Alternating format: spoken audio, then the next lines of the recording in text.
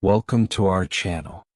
Today we begin the story of Napoleon Bonaparte, a man who rose from nothing to rule Europe and change history forever.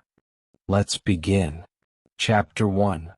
Early Life and Education. I was born on August 15, 1769, in a small town called Ajaccio on the island of Corsica. It wasn't a big or famous place, just a quiet town by the sea. My family belonged to the Corsican nobility, but that didn't mean we were rich. We lived simply and money was always tight. I grew up in a big family. I had 3 brothers and 5 sisters, so the house was usually loud and busy. My father, Carlo Bonaparte, worked as a lawyer. He was educated and ambitious, and he wanted more for his children than Corsica could offer.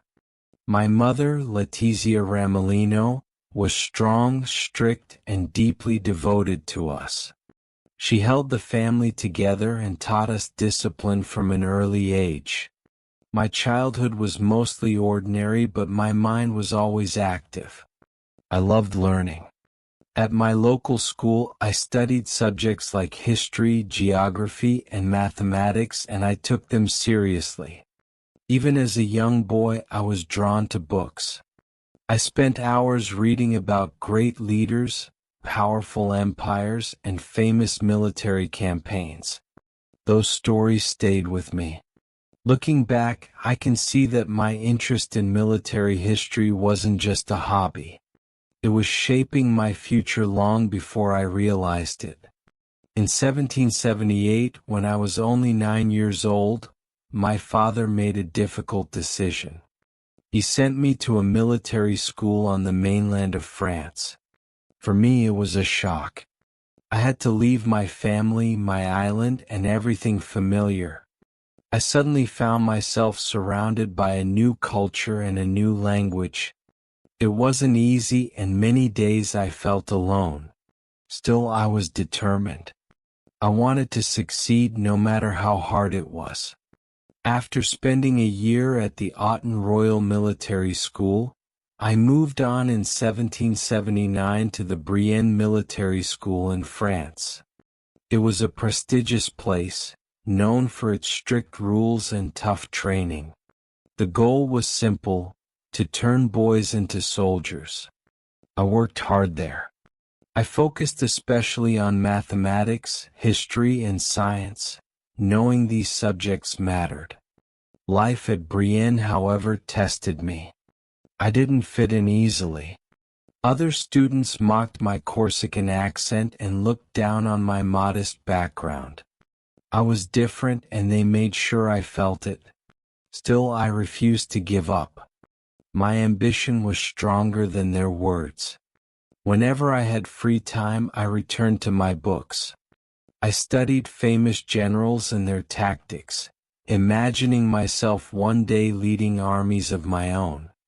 I also took part in military drills and exercises, where I began to show natural leadership. Even then, I liked taking charge and thinking ahead. In 1784, when I was 15, I earned a scholarship to the École Militaire in Paris. For someone like me, this was a huge honor. It was one of the finest military schools in France. There, I studied artillery, military strategy, and engineering. These subjects fascinated me, and I knew they would be essential in my future. My time at the École Militaire was cut short by tragedy.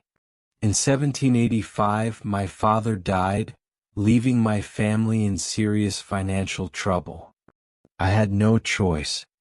I had to finish my studies quickly and join the army to help support them. At just 16 years old, I became a second lieutenant in the French artillery. That moment marked the true beginning of my military career. Everything I had learned up to that point had prepared me for it. From an early age, my ambition stretched far beyond my humble beginnings. I didn't just want success. I wanted greatness. I believed I was meant to leave a mark on the world, and that belief drove me forward. As my military career began, I built strong connections with other soldiers and officers. Many respected my intelligence and energy, and I had a way of inspiring loyalty. At the same time, some saw me as arrogant or distant. I was focused, intense, and not interested in shallow friendships. My goals came first. My personal life was shaped by that same ambition. In 1795, I met Josephine de Beauharnais, a widow with 2 children. She was charming, experienced, and well-connected in Parisian society. Her influence helped open doors for me that might have stayed closed otherwise. We fell in love and married in 1796, but our relationship was far from simple. Jealousy, infidelity, and long separations caused by my military campaigns created constant tension. Even so, my drive never faded. I saw myself as a man of destiny. I believed I was meant to rise, to lead, and to change history. That belief fueled my desire to climb the ranks of the French military and step into the political world. As my reputation grew and my connections strengthened, opportunities began to appear. Soon I would be in a position to seize power and reshape the course of history. Everything from my childhood to my education and early relationships had prepared me for what was coming. This was only the beginning. Chapter 2: Rise to Power. When the French Revolution began in 1789, everything changed. France was thrown into chaos as revolutionaries worked to destroy the monarchy and build a new society based on equality and justice. It was dangerous, but for me it was also an opportunity. As the revolution gained momentum, the French army struggled with division and foreign threats. By then I was a captain stationed in southern France, waiting for my moment. That moment came in 1793 at the Siege of Toulon. The port city had fallen to royalist forces supported by the British Navy. I focused on artillery, placing guns strategically and striking key positions. Toulon was retaken, and France claimed a major victory. My success drew attention. At just 24, I was promoted to brigadier general. My rise was fast, but it was earned. France remained unstable. In 1795, a royalist uprising threatened the government in Paris. I acted quickly, crushing the rebellion with concentrated artillery fire, later called a whiff of grapeshot. Order was restored and my reputation grew. From then on, my influence expanded. I continued winning battles, but I also learned to navigate politics. In 1796, I was appointed commander of the French army in Italy, a role that gave me both military power and political influence. In Italy, I won decisive victories, negotiated treaties, and built alliances. I governed conquered territories, introducing reforms in administration, education, and taxation. I showed that I could rule, not just fight. Meanwhile, the French government was failing. The Directory was corrupt, weak, and deeply unpopular. The people wanted stability. I saw my chance. In 1799, I joined the coup of 18 Brumaire. The Directory was overthrown, and a new government was formed. I became first consul, holding real power over France. My priority was stability. I created a new constitution, centralized authority, and took control of appointments. I reformed the economy by introducing the franc and establishing the Bank of France. I rebuilt the civil service using merit, not connections. Law and order mattered. I oversaw the creation of the Napoleonic Code, which modernized the legal system and guaranteed equality before the law. I also strengthened France abroad. I made peace with Austria in 1801 and signed the Concordat with the Pope, ending conflict with the Church. In 1802 I was named first consul for life. By 1804 my power was unquestioned. France was stable, strong, and united. That year I crowned myself Emperor of the French. Everything I had built led to that moment. Chapter 3: Conquest and Expansion. My first true test as a commander came during the Italian campaign of 1796 to 1797. This was where I proved that my ideas worked not just on paper but on the battlefield. Italy became the place where my reputation was truly forged. At the start, the French army was weak, poorly supplied, and discouraged. The soldiers were tired and doubtful. I knew that before winning battles, I had to change their mindset. I spoke to them directly, promised victory, honor, and a better future.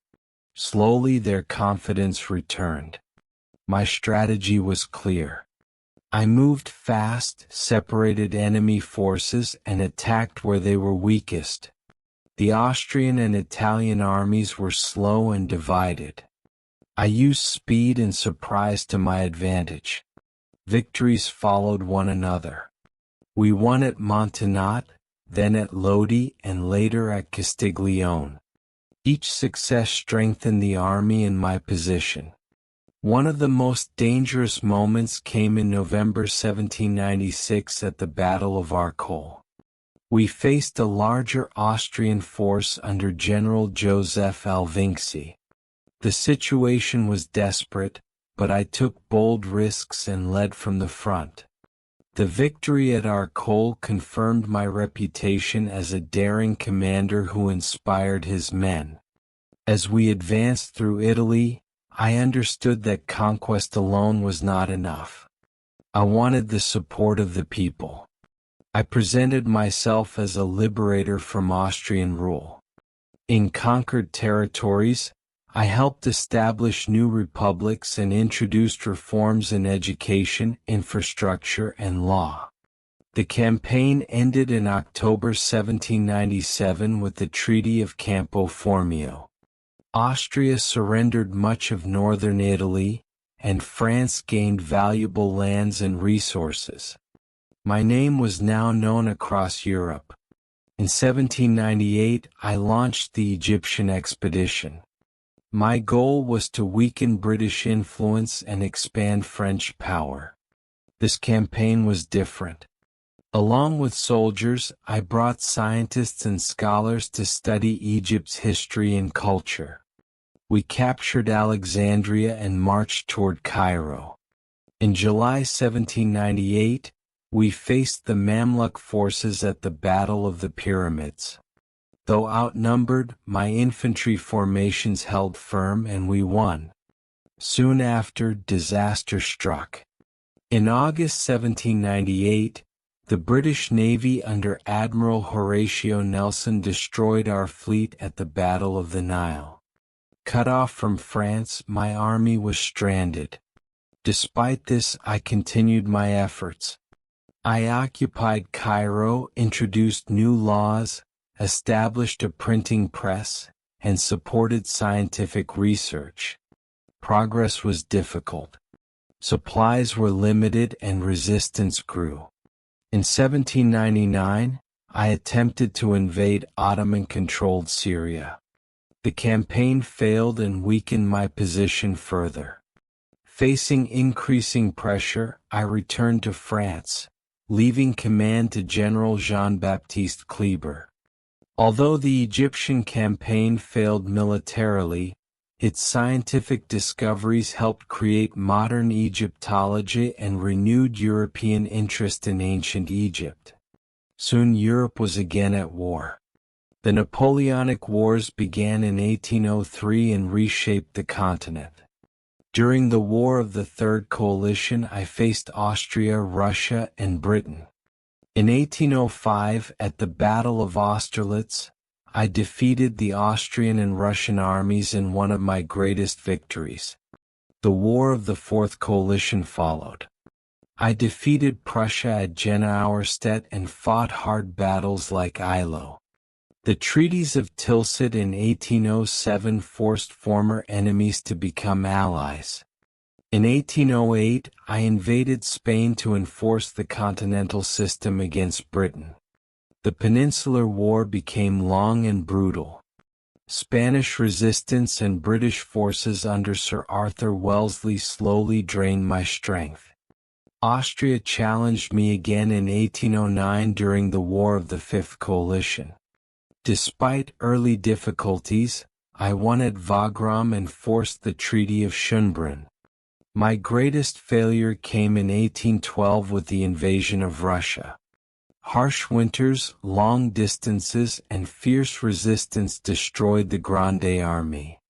The retreat marked the beginning of my decline. In 1814, I was forced to abdicate and sent to Elba. I returned briefly during the 100 Days in 1815, but was defeated at Waterloo. Exiled to St. Helena, my wars finally ended. The Napoleonic Wars changed Europe forever. Empires fell, borders shifted, and warfare itself was transformed. That was the cost, and the legacy, of my conquest. Chapter 4: The Emperor and Reforms. By 1804, after years of military victories and political control, I made a final decision about my future. I would no longer rule as first consul. I would become Emperor of the French.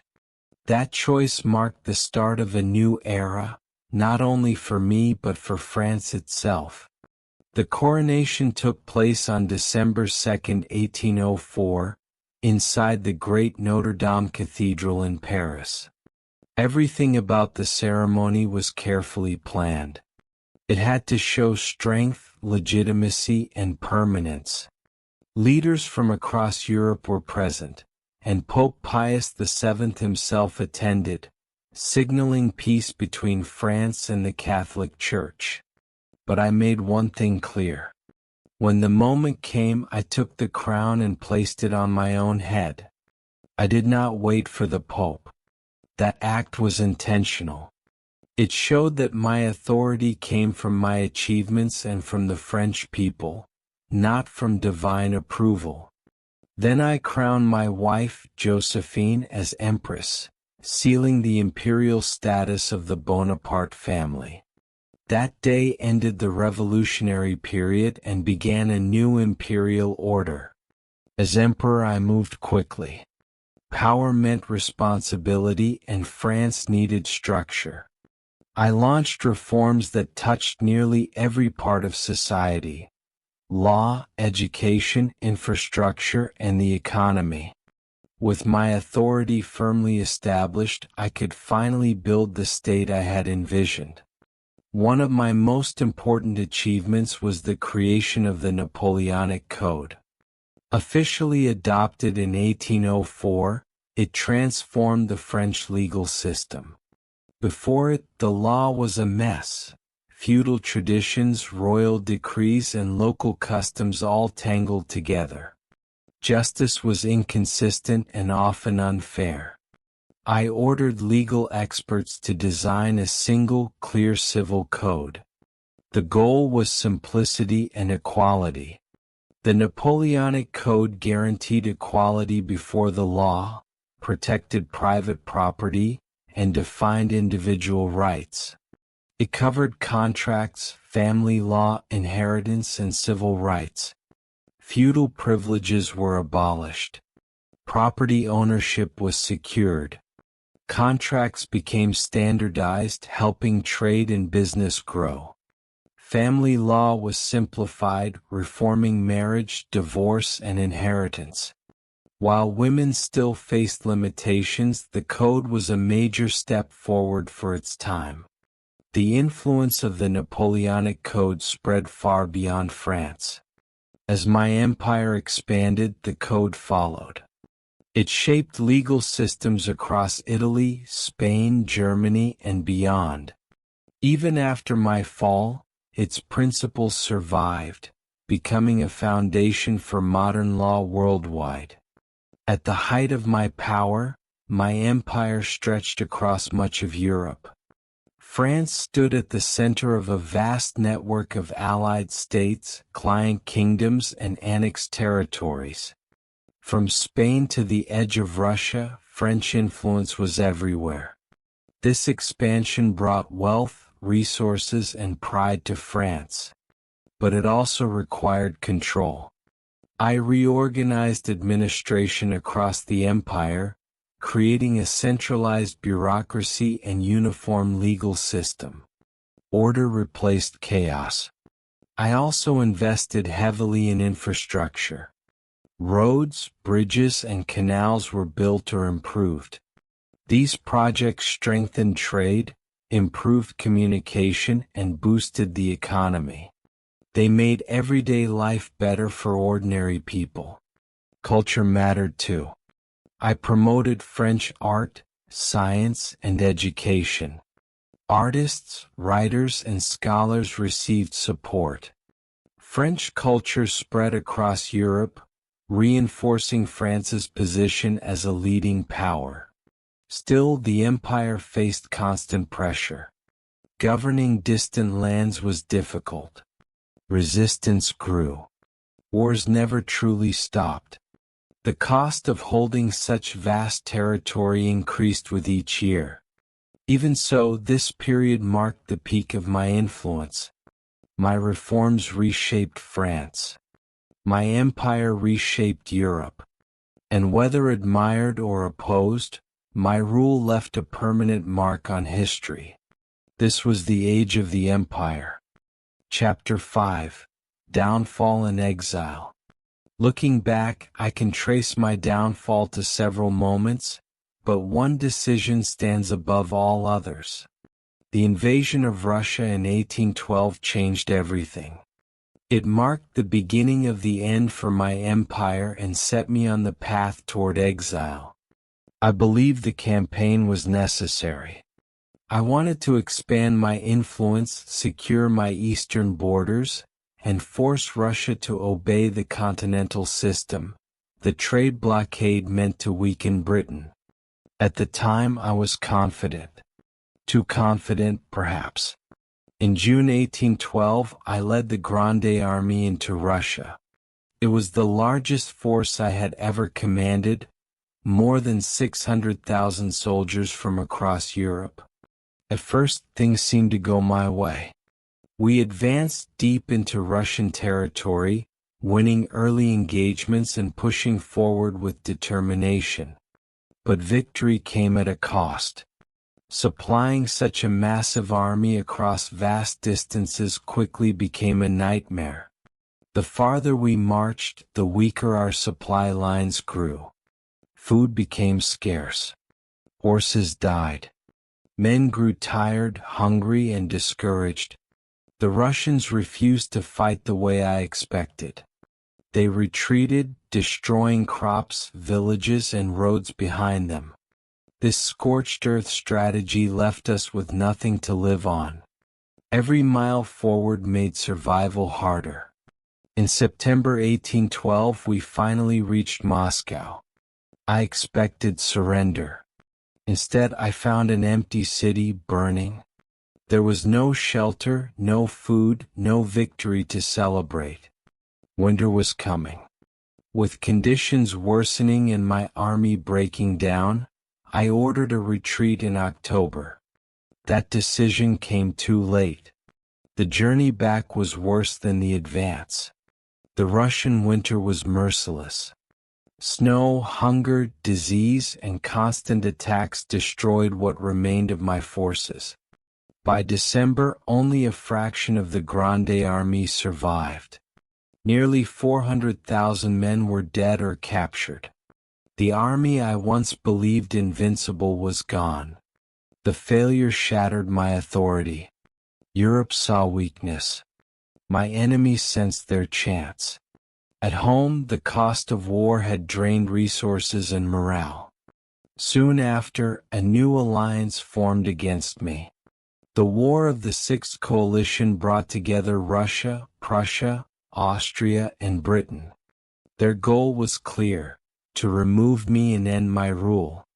In 1813, the fighting resumed across Europe. I still won battles, but the balance had shifted. The coalition had more men, more resources, and growing confidence. By 1814, my armies were retreating, and enemy forces were closing in on Paris. I had no choice. On April 6, 1814, I abdicated the throne. I was sent into exile on the island of Elba, off the coast of Italy. I was allowed to rule the island and keep a small force. Even there I stayed active. I reformed local administration and improved daily life for the people.